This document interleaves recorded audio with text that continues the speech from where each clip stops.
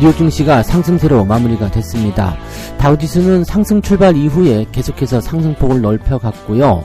나스닥은 마이너스 출발 이후에 상승 전환이 됐습니다. FOMC를 앞두고서 일단은 경계심은 계속 나오고 있지만 시장의 분위기는 그렇게 나쁘지 않은 듯한 느낌입니다. 주요 기술주들이 상승하는 모습 좀 보여줬고요. 전체적으로 부담이 없는 상태에서 FOMC를 맞이하고 있는 것 같습니다. 일단 결과치가 정해져 있기 때문이 아닌가 라는 생각이 좀 드는데요. 이 부분도 같이 알아보도록 하고요.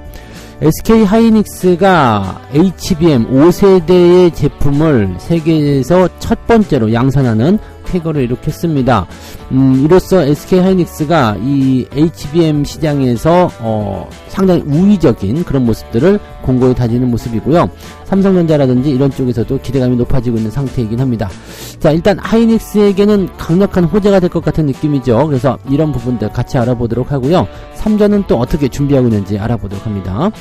저 PBR에 몰린 비투 개인 투자자들이 요즘에 빚을 내가지고 저 PBR 종목에 많이 들어갔다고 합니다. 이 저 PBR 종목은 정부 정책이라는 부분이 하나가 있죠. 그 다음에 우량주라는 인식이 있죠. 대형주다, 안정적이다, 뭐 등등등 여러 가지가 있잖아요. 그래서 그러다 보니까 개인 투자자들이 좋아할 수밖에 없긴 합니다. 근데 빚내서 투자하는 것, 이건 좀 어려운 일이죠. 그래서 이런 부분들 어떤 식으로 다뤄야 되는지 같이 알아보도록 합니다.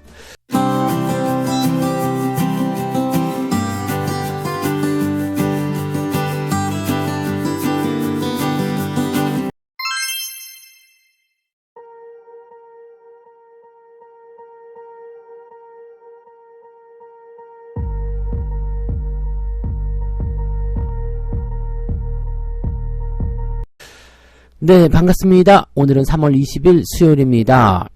기분 좋은 오늘이 시작이 될 것 같은 느낌이죠. 네, 미국 증시 소식도 긍정적으로 들려왔고요. 또 오늘이 춘분입니다. 춘분은 밤과 낮의 길이가 똑같아지는 건데, 과거에 있었던 그 추분과는 다르죠. 밤의 길이가 점점 길어지는 것이 아니라 이제부터는 낮의 길이가 점점 길어집니다. 그래서, 오늘부터는 이제 더 밝은 날이 계속된다는 얘기죠. 계속적으로 일단은 긍정적 기운을 받을 수 있는 좋은, 그런 날이 될 겁니다. 미국 증시는 일단 소폭 상승세 보여주긴 했는데 이걸 소폭이라고 하긴 조금 애매한 게 왜냐면 시작점이 굉장히 낮은 상태였어요. 그러다 보니까 제법 올랐다고 볼 수 있겠죠. 다우지수는 플러스 0.8%입니다. 이거는 많이 올랐죠. 그 다음에 나스닥 같은 경우는 플러스 0.39인데 얘네는 마이너스부터 시작을 했어요. 그래서 내용으로 본다면은 저 아래쪽부터 쉬지 않고 마감까지 계속해서 올라갔다. 이렇게 판단하시면 되는 부분이라서 시장에 대한 기대감이 좀 커져 있다라고 볼 수가 있을 것 같습니다. 일단 FOMC에 대한 기대감, 글쎄 기대감이 있다라고 보긴 좀 어렵겠지만 FOMC에 대해서 그다지 위협을 느끼고 있지 않다. 이런 것이 중요한 포인트이지 않을까 생각되고요. 주요 기술주들의 움직임들도 좋게 만들어졌기 때문일 것이다라고 보시면 되겠습니다. 자, 내용을 볼게요.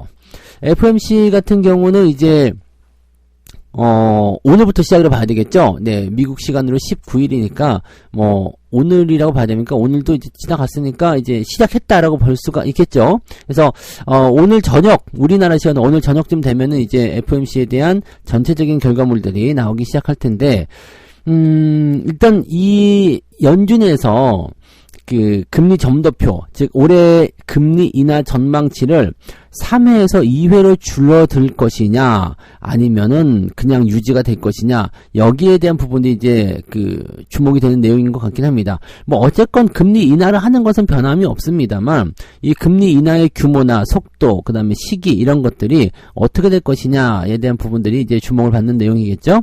자, 올해 연말 금리 전망치가 3회 이하인 4.5에서 4.75로 현재 조정이 된 상황이다라고 되어 있는데 지금 이거를 이제 좀 줄여야 되겠다라는 식으로 얘기가 좀 나오고 있는 거죠. 시장에서 그 최대 6회 인하까지 예상을 했었던 부분들은 너무 좀 설레발이다 이렇게 말씀드렸었잖아요. 이렇게 6회는 사실 말이 안 돼요. 이게 갑자기 이렇게 변하게 될 수가 없죠. 그리고 이게 어느 정도 흐름을 타야 돼요. 그 금리 인하가 좀 시작이 되면서 이 인플레이션의 어떤 인하율 있죠. 이런 것들이 뚝뚝 떨어지는 모습이 나타나줘야지 금리 인하를 빠르게 진행할 수 있는데 이런 것은 지금 아니잖아요. 그러다 보니까 처음부터 이제 한꺼번에 확 문을 연다는 것은 부담이 많이 되는 그런 내용이 되겠죠. 그래서 이 통화정책 같은 경우가 그렇게 금방 변하지는 않습니다. 대신에 한번 물살 타면은 한꺼번에 또 진행되는 경우들이 나타나기 시작하죠. 그러니까 이번 연도 같은 경우는 살살 진행되다가 내년에 훅 하고 들어갈 수 있는 그런 상황이 될 수도 있습니다. 그러니까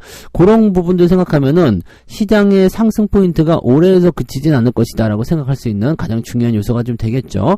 자, 아무튼 뭐 인플레이션이 어떤 식의 모습을 보이든 금리 인하에 대한 부분들은 나타날 수밖에 없을 것이다 라는 거고요. 인플레이션이라는 것은요, 이게 물가가 계속 높은 상태에 유지되고 있는데요. 그래도 괜찮아요. 왜냐면 물가가 계속 높은 상태에서 유지되고 그것이 계속해서 진행이 된다면 결국에는 비교치라고 할 수 있는 것. 그러니까 기저효과죠. 그러니까 그 기준점이 되는 것. 그 시점하고 현재 시점하고 그 변동성이 별로 없으면 인플레이션율은 뚝 떨어질 수밖에 없습니다. 그러면 일단은 2년 전에 만약에 50원이었던 게 이번에 100원으로 올랐어. 그럼 50% 인상됐잖아요. 근데 그 이후로 100원이었던 것이 120원, 130원 되다가 다시 120원, 130원 계속 왔다 갔다 하고 있다. 그럼 시간이 지나면요, 인플레이션 상승률은 0%에 수렴할 수가 있거든요. 그러니까 물가는 높아진 상태이지만 인플레이션의 어떤 증가폭 이런 부분들은 줄어든다. 그래서 물가가 안정되었다 이런 식으로 평가를 하게 됩니다. 그렇게 되면 통화 정책이 조금 달라질 수 있다는 얘기죠. 그러니까 꼭 물건 가격이 내려가야지만이 인플레이션이 떨어진다가 아닙니다. 그래서 요거는 시간적인 부분이 지나가면 무조건적으로 좋아질 수밖에 없는 것이다 라고 생각하시면 되니까 지금 시점에서는 올해 금리 인하를 시작한다라는 것만으로도 일단 호재를 잡으실 수 있을 것이다 라고 보시면 되는 거라고 보시면 되겠습니다. 자, 이 부분을 두고서 뉴욕 증시 전문가들은 무엇이라고 했느냐, 예상보다 매파적일 경우 시장이 악재가 될 수도 있다. 금리 인하 시기를 늦춰버린다. 그러면 일단 악재가 된다고 하는데 지금 당장 시점에서는 악재가 될 거예요. 왜냐면 연준이 이렇쿵 저렇쿵 했다. 그래서 이렇게 저렇게 했다. 이렇게 되면은 악재 이렇게 얘기가 될 수도 있는 건데요.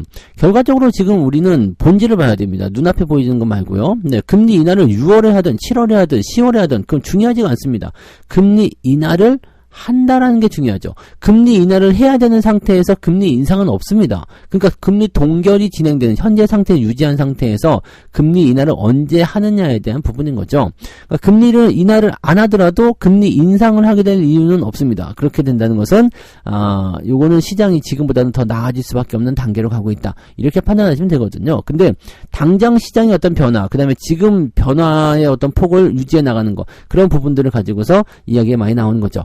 물론 금리 인하를 해주는 것이 이 기업들의 어떤 실적이나 주가 상승에는 도움이 됩니다. 그래서 지금도 고금리 기조가 유지된 상태로 계속 동결이잖아요. 그러니까 고통받는 그런 기업들이 많이 있고 또 빚을 내서 투자하시면은 높은 금리에 시달리고 있어야 되잖아요. 그러니까 그런 것들이 조금 이제 부담감을 낮춰주는 소식이 이제 금리 인하가 되는 거고, 그리고 그만큼 부담이 낮아진 만큼 시장에 돈이 돌 수 있다라는 식으로 볼 수가 있는 거거든요. 그러니까 그런 식으로 보면 되는데 결과적으로는 시간의 싸움이라고 보시면 되는 거죠. 네, 그렇게만 보시면 되고 언제 인하가 될 것인지에 대한 부분들은 아직은 불확실하다. 네, 그렇지만 인하가 되는 것은 확실하다라고 보시면 되는 겁니다. 그래서 지금으로서는 시장이 더 빠르게 올라갈 것이냐 아니면 천천히 올라갈 것이냐를 두고서 이제 가늠하는 것이다 라고 보시면 되는 거고, 현재 6월 달에 금리를 인하할 가능성은 현재 59.5%, 그래서 조금씩 다시 증가세를 보이고 있는 모습이다라고 되어 있습니다.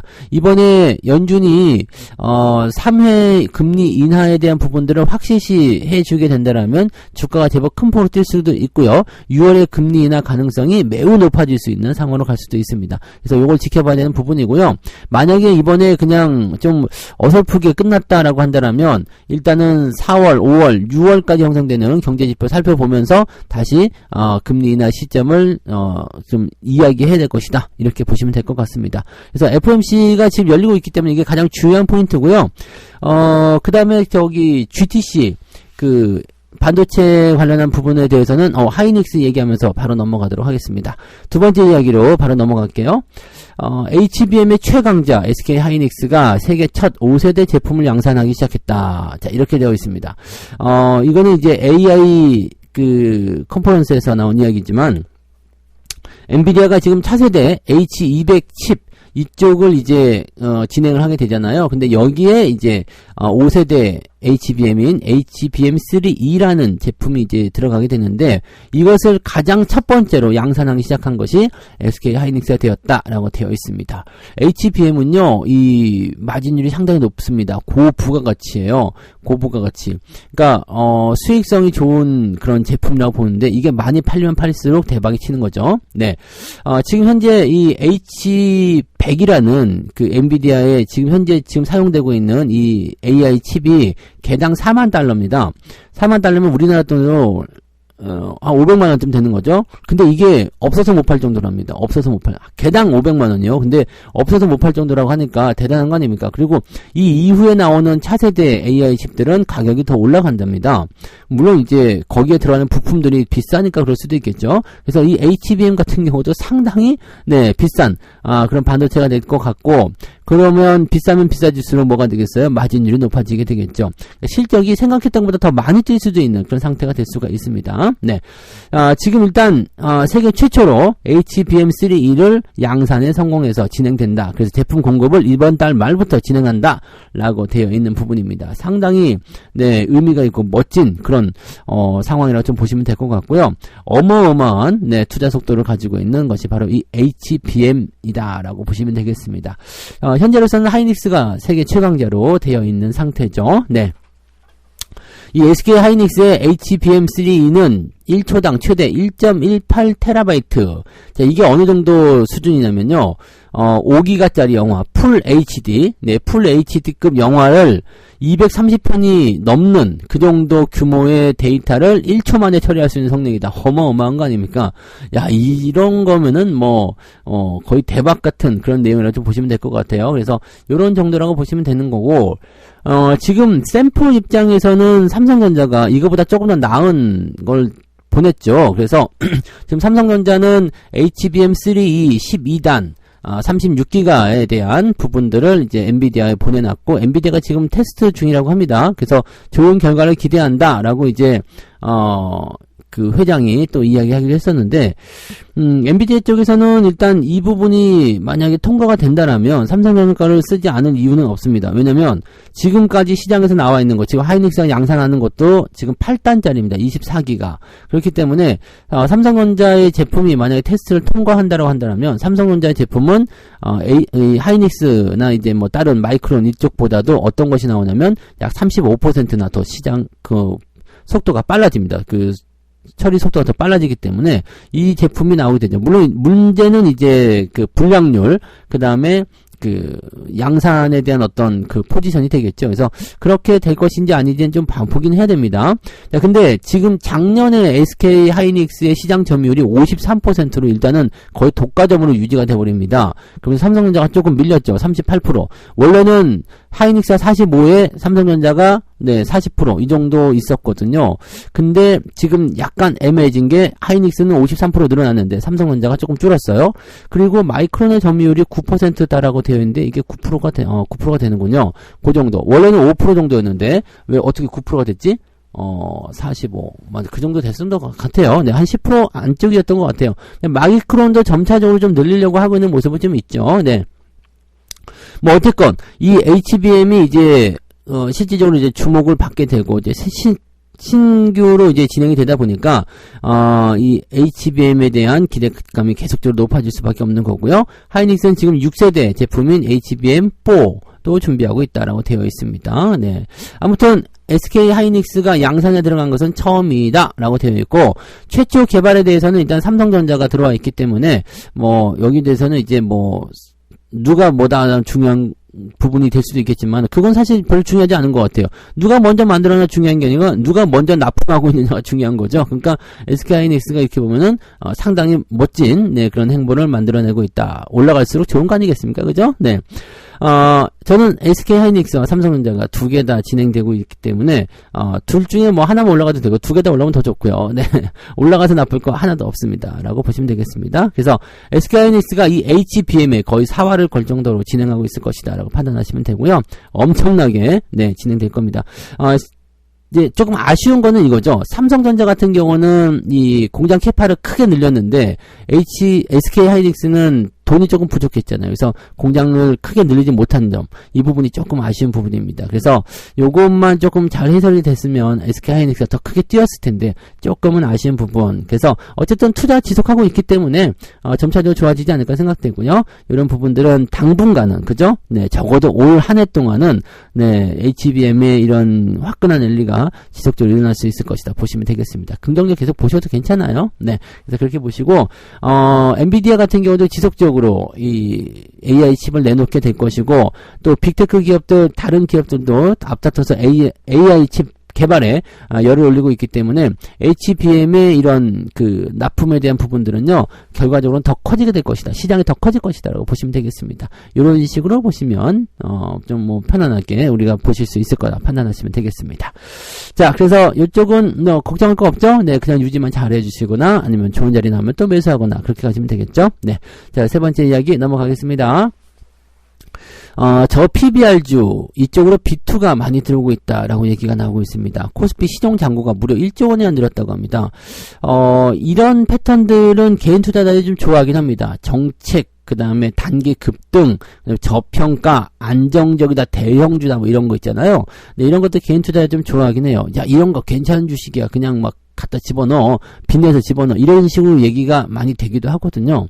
근데 빚내서 집어넣어도 사실은 망할 기업이 아니야. 괜찮아. 이럴 수 있잖아요. 공기업 같은 경우나 또는 뭐 우리가 잘 아는 뭐 현대차 뭐 이런 거 망하겠습니까? 그죠? 뭐 은행주 망하겠습니까? 망하지 않죠. 망하지 않아요. 망하지 않기 때문에 빚내서 투자해도 괜찮아.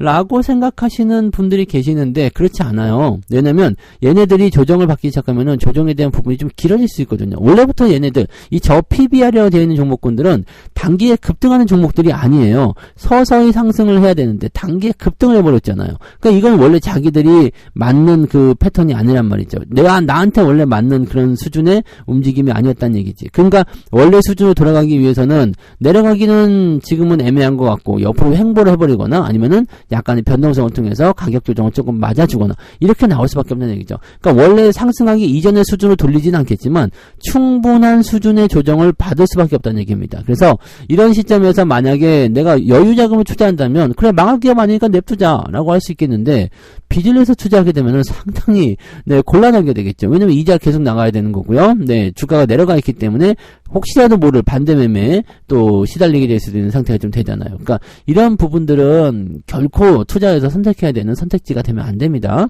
신용 잔고를 보시면 코스피 시장에서 1조 원 넘게 증가를 했는데 지난 1월 2일 기준 9조 200억 원에서 지난 18일, 네, 1월 달에서 이제 18일로 3월 달로 넘어오게 되니까 10조 2,700억 원으로 불어났다. 이게 1조 원이 넘게 늘었네요. 그죠? 코스닥 쪽에서는 약 4천억 정도 늘어났다. 그러니까 코스피 쪽으로 B2가 많이 들어갔다라고 보시면 되는 거죠. 저평가 종목으로 관심들이 많이 쏠렸고 개인 투자자들이 위에 무겁게 많이 들어와 있기 때문에 그래서 이 저PBR주들이 요즘에 조금 조정을 받는 것이 아닌가 이런 생각이 들기도 한다는 얘기죠. 그러면은 이 개인들이 빚어서 들어온 부분들이 밀렸을 때 에이 못 참겠다 그러고 털어내면 그때 또 매수가 다시 들어와서 또 올라가는 거 아니냐 이런 식으로 이런 종목들은 단기적으로 접근하기가 조금 애매한 부분일 텐데 너무들 많이 또 고점에 들어온 게 아닌가 싶기도 합니다. 네, 자 어떤 업종에 들어가는지 좀 보자면요. 일단 증권, 보험, 금융, 운수장비 네 그냥 여러분들이 예상하시는 그 종목들 거기에 다 개인들의 B2가 들어갔다. 왜 내 종목 안 가요? 네, 이런 이유가 있었다라고 보시면 됩니다. 저 PBR주 관련 업종의 신용잔고가 급증했다라고 되어 있는 거죠. 보험업종의 신용잔고는 57.8% 증가했다. 증권업종과 금융업종의 신용잔고는 각각 24.89, 23.06% 증가했다. 기아차와 현대차 등 자동차를 포함한 운수장비 업종의 신용잔고도 22% 늘었다. 그냥 막 다 집어넣은 거죠. 잘 된다고 하면 막 집어넣은 거예요. 더 올라가니까 더 넣고 그렇게 되는 거죠. 이 부분은 일단은 충분히 물량을 빼서 놓고 나서 올라갈 가능성이 높습니다. PBR이 낮은 이유는 기업 가치가 저평가가 돼서일 수도 있지만 실적이 부진하거나 건전성이 나빠서일 수도 있기 때문에 조심해야 된다. 분석 잘하고 들어가야 된다. 그러니까 현대차 들어갔잖아요. 기아차 들어갔잖아요. 은행주 들어갔잖아요. 실적 좋은 애들 들어갔잖아요. 네. 맞아요. 네. 그런 기업들은 언제고 또 올라가고 계속적으로 성장할 수 있는 기업들입니다. 근데, 빌린 돈으로 투자하는 거, 네. 감당할 수 있겠습니까? 항상 저는 말씀드리죠. 감당하실 수 있겠습니까? 네. 감당이 안 되는 투자는 여러분들이 하시면 안 되는 거예요. 꼭 그 부분 명심하시기 바랍니다. 그래서 빚내서 투자하는 부분들, 이 부분들이 많이 들어와 있기 때문에 이 밸류업, 저 PBR 종목들에 대한 변화는 조금 생길 수 있을 것 같다 판단되죠. 조정이 조금 진행될 수도 있다. 반면에 네 그런 정책들도 나오게 되면 에라 모르겠다 더 사자 이렇게 들어가 버릴 수도 있어요. 망하지 않는다는데 뭐 더 사 네 떨어질 때마다 더 사자 이렇게 됐을 경우에 이 종목군들이 지금 고점을 형성한 부분이 아니기 때문에 더 사가 됐을 때는 더 올라갈 수도 있습니다. 그러니까 단기적 변동성 일단 이런 부분들 견뎌낼 수 있다라면 일단 잘 버티시는 것도 괜찮을 것 같아요. 저 PBR 종목군들은 조정에 대한 부분이 지나고 나면 네, 상승세가 다시 나올 수 있고요. 큰 폭의 하락보다는 조금 답답한 형태의 흐름을 유지해서 진행될 가능성이 매우 높다라고 보시면 된다는 얘기겠죠. 그래서 그런 내용들을 꼭 참고해 주시면 좋겠습니다. 네, 자 이렇게 해서 오늘 세 가지 이야기 전달해 드렸고요. FOMC를 앞두고서 미국 증시가 상승세를 보였다.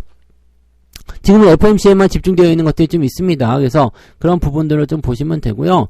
뭐 기술주나 이런 쪽은 일단 이 부분들을 살펴보고 나서 결정이 좀 되겠죠. 그러니까 FOMC의 결과가 오늘 저녁 내일 새벽쯤 나올 텐데 그 즈음으로 좀 해서 우리가 이 투자의 어떤 방향성을 좀 잡으시면 되지 않을까 보여집니다. 나쁜 상황은 아닐 것 같아 보여요. 네.